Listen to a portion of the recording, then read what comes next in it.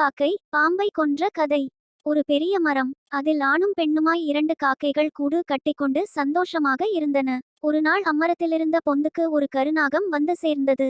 சேர்ந்ததோடு இல்லாமல் காக்கை இடும் முட்டைகளை எல்லாம் ஒவ்வொரு நாளும் காலி செய்து கொண்டு வந்தது.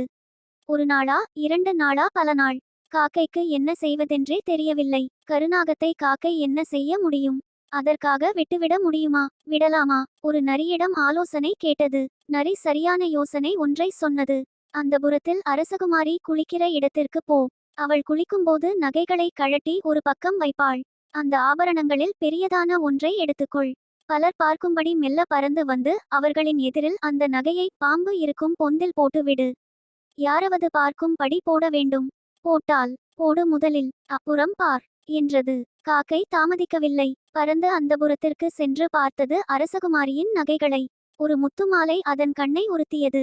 அதையே கொத்தி எடுத்தது. அங்கு இருந்த அரசகுமாரியின் சேவகிகள், ஆ, காகம் முத்துமாலையை கொத்திக் கொண்டு போகுது என்று கத்தினர். உடனே சேவகர்கள் ஓடி வந்தார்கள். காக்கை மெதுவாக அவர்களின் கண்ணில் படும்படி பறந்து வந்தது.